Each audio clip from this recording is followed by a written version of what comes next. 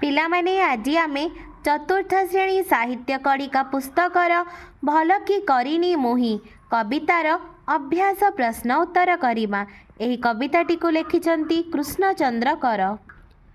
ଅଭ୍ୟାସ 1 ନମ୍ବର, ଆସ କଥାବାର୍ତ୍ତା ହେବା। କ ନମ୍ବର ପ୍ରଶ୍ନ, ପିଲାଟି କାହାର ଡାକରେ ସକାଳୁ ଉଠି ପଡ଼ିଲା? ଉତ୍ତର, ପିଲାଟି ଶୁଆଶାରୀଙ୍କ ଡାକରେ ସକାଳୁ ଉଠି ପଡ଼ିଲା। ଖ ନମ୍ବର, ଶୁଆଶାରୀ ପିଞ୍ଜରାରୁ ବାହାରି କେଉଁଆଡ଼େ ଚାଲିଗଲେ? ଉତ୍ତର, ଶୁଆଶାରୀ ପିଞ୍ଜରାରୁ ବାହାରି ଗହନ ବନକୁ ଚାଲିଗଲେ। ଗ ନମ୍ବର, ପିଲାଟି ସଡ଼କ ଦାଢ଼ରେ କାହାକୁ ଦେଖିଲା? ଉତ୍ତର, ପିଲାଟି ସଡ଼କ ଦାଢ଼ରେ ଚମ ଧୁଡ଼ୁ ଧୁଡ଼ୁ ଫୁଙ୍ଗୁଳା ଦେହରେ ଥିବା ବୁଢ଼ାଟିକୁ ଦେଖିଲା। ଘ ନମ୍ବର, ନିଜର ଲାଲ ଶାଲକୁ ନେଇ ପିଲାଟି କ'ଣ କଲା? ଉତ୍ତର, ନିଜର ଲାଲ ଶାଲକୁ ନେଇ ପିଲାଟି ଫୁଙ୍ଗୁଳା ବୁଢ଼ାଟିର ଦେହରେ ଘୋଡ଼ାଇ ଦେଲା। 2 ନମ୍ବର, ସରଳ ଭାଷାରେ ବୁଝାଇ ଲେଖିବା। ତୋ ପଣତ ପରା ଶୀତ ବାରଣୀ, ମୋ ଶାଲ କି ହେବ ତା ସରି। ତୋ ପଣତ ... ସରି। ଉକ୍ତ ପଦ୍ୟାଂଶଟି ଆମ ପଠିତ ସାହିତ୍ୟ କଡ଼ିକା ପୁସ୍ତକର ଭଲ କି କରିନି ମୁହିଁ କବିତାରୁ ଅଣାଯାଇଛି। ଏହି ପ୍ରସଙ୍ଗରେ ଲେଖକ କୃଷ୍ଣଚନ୍ଦ୍ର କର ପିଲାଟି ପାଇଁ ତା ମାଆର ପଣତ କାନି କିଭଳି ଶୀତ ବାରଣୀ ତାହା ଉଲ୍ଲେଖ କରିଛନ୍ତି। ପିଲାଟି ଗୋଟିଏ ମନରେ ମହତ କାମ କରିଛି। ସେ ବାଟ କଡ଼ରେ ଗୋଟିଏ ବୁଢ଼ା ମଣିଷକୁ ଦେଖିଛି। ବୁଢ଼ାଟିର ଚମ ଧୁଡ଼ୁ ଧୁଡ଼ୁ, ଦିହ ଥୁରୁ ଥୁରୁ, ବାଳ ଫୁରୁ ଫୁରୁ ଏବଂ ଦେହଟି ଫୁଙ୍ଗୁଳା। ପିଲାଟି ତା ପ୍ରତି ଦୟା ପାଇ ନିଜର ଲାଲ ଶାଲଟିକୁ ତା ଦେହରେ ଘୋଡ଼ାଇ ଦେଇଛି। ଏହିଭଳି କାମ କରି ସେ ତା ବୋଉ ଆଗରେ କହିଛି ଯେ ତା ବୋଉର ପଣତ ଶୀତ ବାରଣୀ ହୋଇଥିବା ବେଳେ ଶାଲର କ'ଣ କାମ ଅଛି? ସେ ଶାଲ କ'ଣ ତା ବୋଉର ପଣତ କାନି ସହିତ ସମାନ ହୋଇପାରିବ? 3 ନମ୍ବର, ଆସ ଉତ୍ତର ଲେଖିବା। କ ନମ୍ବର ପ୍ରଶ୍ନ, ଶୁଆଶାରୀ ଦୁହେଁ ଆନନ୍ଦରେ ଉଡ଼ିଗଲେ କାହିଁକି? ଉତ୍ତର, ପଞ୍ଜୁରୀରୁ ମୁକୁଳି ଯିବାରୁ ଶୁଆଶାରୀ ଦୁହେଁ ଆନନ୍ଦରେ ଉଡ଼ିଗଲେ। ଖ ନମ୍ବର, ପିଲାଟି ନିଜର ଶାଲଟିକୁ ବୁଢ଼ାକୁ ଦେଲା କାହିଁକି? ଉତ୍ତର, ବୁଢ଼ାଟିର ଦେହ ଫୁଙ୍ଗୁଳା ଥିବାରୁ ଏବଂ ସେ ଶୀତ ହେମାଳରେ ଥରୁଥିବାରୁ ପିଲାଟି ନିଜର ଶାଲଟିକୁ ବୁଢ଼ାକୁ ଦେଲା। ଗ ନମ୍ବର ପ୍ରଶ୍ନ, ବଣ ଶୁଆଶାରୀ ଉଡ଼ିଗଲା ପରେ ସାଥୀ ମେଳରେ କ'ଣ କରୁଥିବେ? ଉତ୍ତର, ବଣ ଶୁଆଶାରୀ ଉଡ଼ିଯିବା ପରେ ସାଥୀ ମେଳରେ ଗଛ ଡାଳରେ ମନ ଉଲ୍ଲାସିଆ ତାନରେ ଗାଉଥିବେ।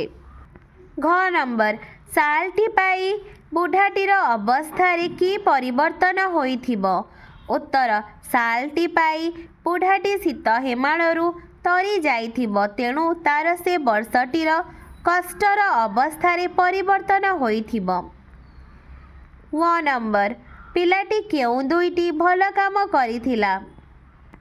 ଉତ୍ତର, ପିଲାଟି ପିଞ୍ଜରାରୁ ଶୁଆଶାରୀଙ୍କୁ ଉଡ଼ାଇ ଦେବା ଏବଂ ବୁଢ଼ା ଲୋକଟିକୁ ଶାଲଟି ଦେଇଦେବା ଇତ୍ୟାଦି ଦୁଇଟି ଭଲ କାମ କରିଥିଲା। 4 ନମ୍ବର, ବୃତ୍ତ ଭିତରେ କେତେଗୁଡ଼ିଏ ଶବ୍ଦ ଏକାଠି ରଖାଯାଇଛି। କାହା ସହିତ କିଏ ମିଶିବ ତାକୁ ଏକାଠି ଯୋଡ଼ି ଲେଖିବା। ଫୁଙ୍ଗୁଳା ବୁଢ଼ା, ବାଳୁତ ସୁରୁଜ, ପୋଷା ଶୁଆଶାରୀ, ସଡ଼କ ଦାଢ଼େ, ଫୁଙ୍ଗୁଳା ବୁଢ଼ା, ବାଘୁଆ ଜାଡ଼େ, ହାବୁକ ମାଡ଼, ନିଆସି ମନ। 5 ନମ୍ବର, ଏହି କବିତାରୁ କାମକୁ ବୁଝାଉଥିବା କେତୋଟି ଶବ୍ଦ ଖୋଜି ତଳ କୋଠରୀରେ ଲେଖିବା। ଯେପରି ଉଠିଲି ଉଠିଲ, ଦେଲି ଦେଲ, ଦେଖିଲି ଦେଖିଲ, ଘୋଡ଼ାଇ ଦେଲି ଘୋଡ଼ାଇ ଦେଲ, କରିଲି କରିଲ, କାଢ଼ିଲି କାଢ଼ିଲ। 6 ନମ୍ବର, ଶୁଣିଲାରୁ ଯେପରି ଶୁଣି ହେଉଛି ସେହିପରି ନିମ୍ନ ଶବ୍ଦଗୁଡ଼ିକର ରୂପ କ'ଣ ହେବ ଲେଖିବା। ହେଲା ହୋଇ, ଦେଲା ଦେଇ, ତରିଲା ତରି, କାଢ଼ିଲା କାଢ଼ି, ଉଡ଼ିଲା ଉଡ଼ି, ପାଇଲା ପାଇ। 7 ନମ୍ବର, ଏହି ପାଠରେ ଧୁଡ଼ୁ ଧୁଡ଼ୁ ପରି ଆଉ କେତୋଟି ଶବ୍ଦ ବ୍ୟବହାର କରାଯାଇଛି। ତାକୁ ବାଛି ତଳ କୋଠରୀରେ ଲେଖିବା। ଧଡ଼ପଡ଼, ଉଡ଼ି ଉଡ଼ି, ଥୁରୁ ଥୁରୁ, ଫୁରୁ ଫୁରୁ। आठ नंबर हसर विपरीत अर्थबोधक शब्द कांद सेहीपरि निम्नलिखित शब्द गुडिकर विपरीत अर्थबोधक शब्द को लेखिबा सुख दुख आपणा पर भल मंद बाड़ुत वृद्ध 9 नंबर सूरुजर गद्य रूपटी सूर्य अटे सेहीपरि निम्नलिखित शब्द मानकर गद्य रूप को पाख कोठरी रे लेखिबा बरतिब वर्तिब जन्म जन्म मरम मर्म करम कर्म 10 नंबर कवितार किछि अंश छाड़ी दिया जाइछि आस सेही अंश तक मने पकाई लेखिबा क नंबर बण सुआसारी बणे गले उडी ख नंबर पिंजरारू काढ़ी देली जेबे छाड़ी ग नंबर नियासी मनरे सुख टिके देई भल कि करिनी मुही 11 नंबर जेउ गुटिक भल काम ताको बाछि तळ कोठरी रे लेखिबा निस्साह बुढ़ा को साहाय्य करिबा अंध को बाट कढ़ाइबा सूर्योदय पूर्वरु सेजरु उठिबा पिला माने तुमको वीडियोटी भल लागिले लाइक एंड सब्सक्राइब करिबो।